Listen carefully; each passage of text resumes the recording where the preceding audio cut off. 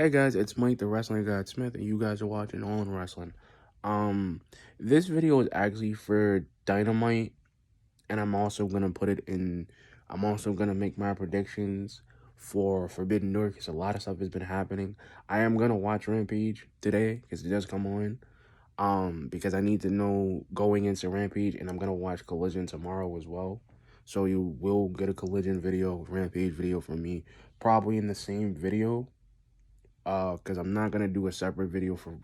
I might, depending on guys, but anyway, um, the thing I want to talk about, going into Forbidden Door, Wednesday, because I didn't get a chance to make a video. I've been kind of busy with my own pursuits right now. The thing I want to talk about mostly is that the fact that the fact that now everybody's pretty much established for Forbidden Door. The fact that pretty much Chris Jericho and Sting, them being in the ring for the first time was pretty cool. And that I got to talk about last week. And then now, like, they're having a 6-man tag with Darby and Sting, which I really want to know who their partner is. And then I want to know also who, like, I know Eddie Kingston getting involved with the Blackpool Combat Club and the Elite storyline makes so much sense, because even when they were doing the backstage, like their backstage segment, and they were saying like, "Yo, Blackpool Combat Club, you want to face us on a 5-on-5 match?"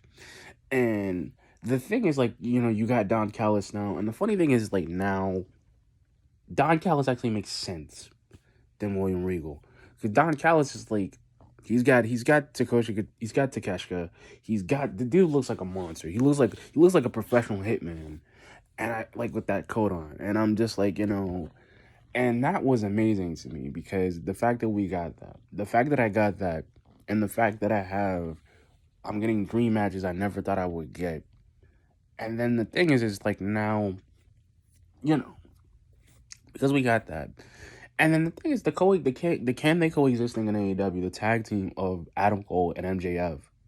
Like, the fact that they both said, "Hey, shut up, Shivani," that means to me that they are gonna be on the same page, and I really feel like he's gonna do it. Not the first match or the second. They're gonna go all the way up to like the semifinals or the finals of the tournament, and MJF is just gonna lose him, like leave him. And that's the crazy thing, because if Adam Cole ends up beating like the FTR for the belts, it wouldn't make sense. But the storyline's gonna blow. It's gonna blow open, and I feel like because we're going into Forbidden Door, because we're going into, I would say, All In, because we're going into All In at this point. It's gonna give them plenty of time to build. And then the thing is, like, the promo segment, he's like, because Adam Cole was like, I'm glad I didn't. He was like, I lost, but Max lost too, and he was like, he took me, he got my respect. He took me to a limit. He almost, like, he slammed my head on the ring apron. He did this, he did that, and he's like, what, Max, why don't you come out in Chicago so I can have that rematch? And he says, as a friend, as a friend, as a wrestler, I think he says as a friend, I'm worried about your health. I'm worried about your body. And I worry about you. And as a fan, I worry about you. That's my verbatim, by the way. And the thing is, it's like MJF, he says no, and he's like, of course you would say no. He's like, of course you would say no. That's the MJF. You're proving to everybody that you want to be he's like, you want to be the greatest AEW champion of all time. You got to take on all challenges. You got to beat everyone. And the thing is, like, they start talking. They do the promo segment. Shivani says, "Hey guys, I got some info," and they're like, "Shut up, Shivani." And Shivani tells them that you guys are gonna be a tag team. He's like, "No, I don't want to work with them. They don't want to work with each other. They already don't want to work with each other." And I like the segment, and I like the fact that Adam Cole basically egged on MJF about, like, taking on oh god, taking on Tanahashi. Because he's like, I want to, like, he actually said, I want a championship shot at your title at Forbidden Door. And he was like, Max, if you say you're the good, you say you're the good, you say you're better than everybody, beat Tanahashi. And he's like, and he says, coward, He's like, you're just proving everybody right. Coward, coward. And that's the thing about it. Like, he egged them on. And I like that he's like, he's like, Tanahashi, you want a title shot? You got it. And he get like, and I like when MJF gets mad and he actually gets mad enough to challenge somebody, because that's what I like about MJF's character. And I like how he builds. I like how the fact that he builds that thing, and Adam Cole just walks up and says, "Good luck, partner," with a dick licking smile, and I just love that he just walks off, and I like the fact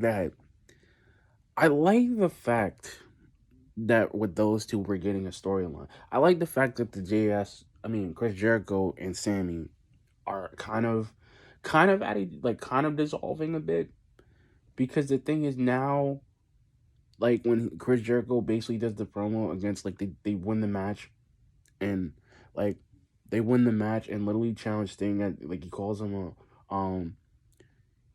Chris Jericho and Sting, everybody loved that moment, but except for me. And he's like, Sting, you're a whore. And he was like, and the thing what I like about it is that nobody's really like, they've Sting and Chris Jericho, I've never seen them really kind of be in the same ring in WCW, because that's never happened. And them being in AEW now is like a whole different ball game type of situation, because I'm like, maybe we can get that match we never got in a 6 minutes, like in a 6 minute tag, which I like. And I like that Ishii, like, I like that he's like, we got Suzuki gods, and he was like, and the thing about, he was like, and then Sting comes out and he says to him, he's like, Chris, I love that moment we had last week when we were both in the ring, but he's like, that moment wasn't enough. I want some time with you. And I like that we got that. And I like that now, like with Forbidden Door, I like that we got Shibata and Orange Cassidy teaming up against like Daniel Garcia and Zack Sabre Jr., which I don't know what happened to him, because his hair is blonde and now he's got like a whole different gimmick. He's got TDMK, which I'm thinking is his own like logo team. But I really believe, like, I really believe Shibata's walking away with the international belt, and he's got the pure championship. So if he does it, that means that dude's already a double champion. But I got a gut feeling Orange Cassidy is gonna pull away with that once I get into my. But all in all, we had a really good AEW Dynamite. And the fact that we got, like, the first tag match we got was the Hardys against the Guns, and I really thought it was a really good match, because the Guns are showing me that they like to win. And the fact that they're in, like, they got Bullet Club now, and I think them being in Bullet Club's gonna make a lot of sense for them, because Jay White's gonna elevate them in some way, and Juice is gonna elevate them, and the fact that FTR comes out and Ricky Starks comes out and beats the piss out of, like, Jay White and Juice, and the fact that CM Punk says, you know what, you guys are really good at, really good at hiding. You guys are really good at hiding. You guys are really good at jumping people from behind. But he said at Collision, how about we face each other in a 4-on-4 match? And he says, I'm not even supposed to be here. I'm a Collision guy. He's like, 4-on-1. He said, 4-on-1, I like those odds. 4-on-4, it's your funeral. And I like that Punk, as much as he's trying to be like, and I said this before. I said this even with the Eddie Kingston segment, because I'm gonna get into that too. I said this with the Kingston segment, and I said this before, is that CM Punk as a face works for me, but him as a heel works even better. And I'm kind of glad that he's back, because now we can get some stories that kind of make a little bit more sense. Now he's saying, like, he really wants to go after the world title again. He's going to go after it, because he never lost that world title. He got hurt. He got injured. He never lost the world title. And I think they're going to do another CM Punk MJF story, but this one is going to be CM Punk 3. MJF 3 for the unified AEW championship.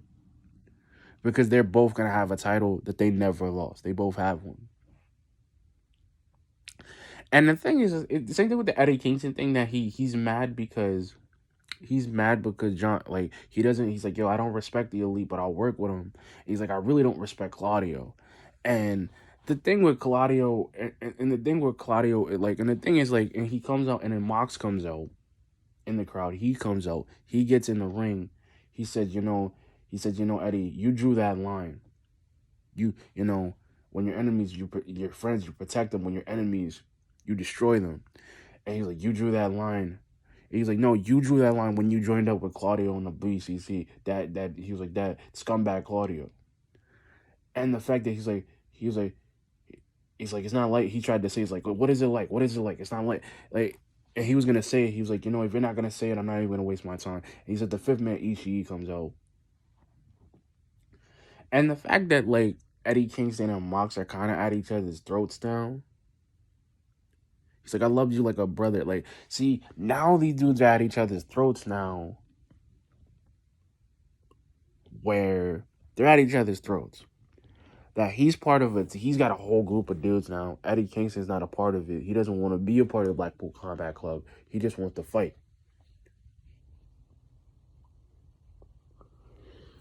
And like I said, and the thing is, like, and this is the one thing I liked with the tag match that we got with Shibata and Daniel Garcia and Orange Cassidy. Orange Cassidy, and I've said this before, guys, like, Orange Cassidy is the underdog championship.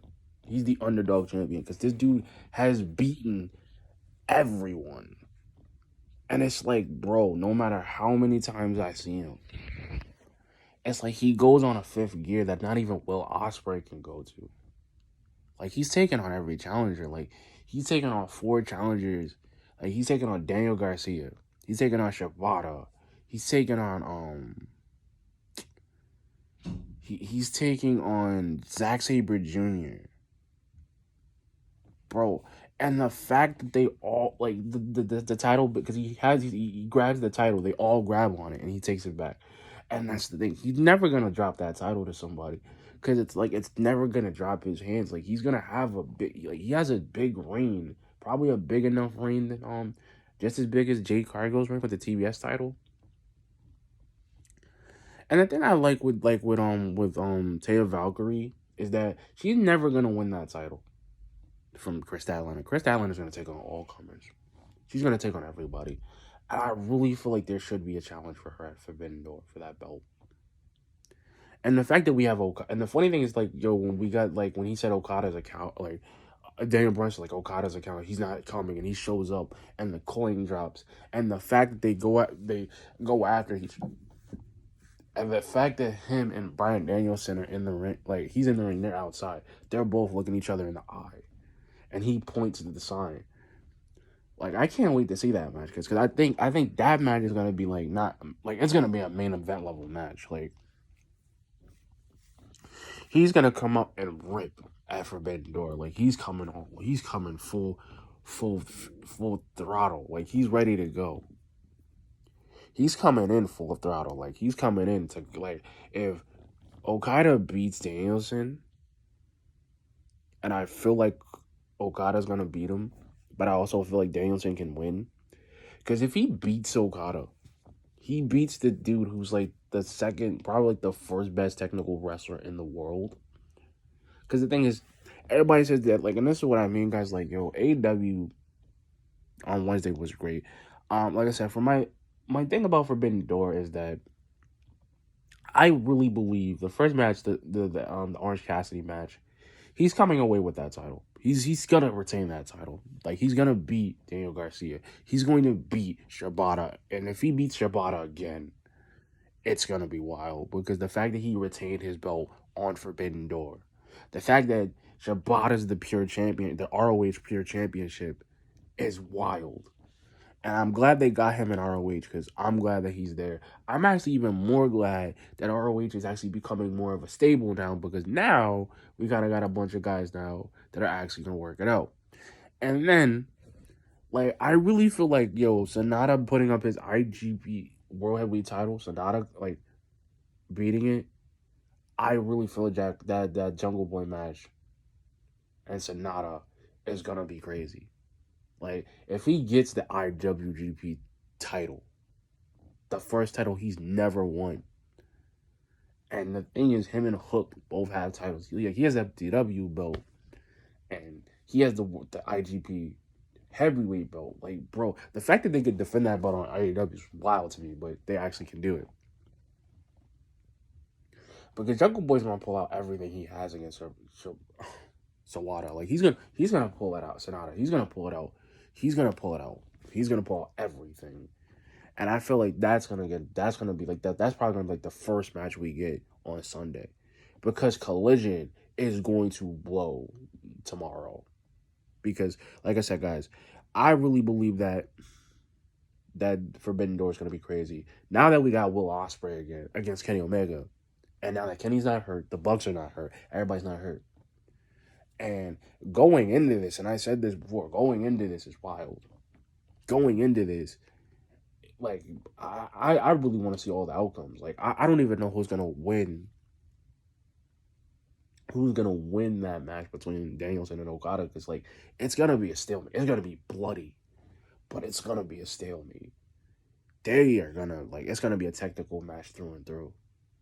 It's gonna be Rainmakers, Busaiku knees. It's gonna be everything. LaBelle locks. It's gonna be everything that he's pulling out. And I'm like, yo, if he can't beat Okada, Okada wins, and he beats him clean with like no shenanigans. Like he beats him clean with no shenanigans, and they go to like the full 60 minutes. They go and they just go crazy, and it's like the tension is there because they got a story there with him.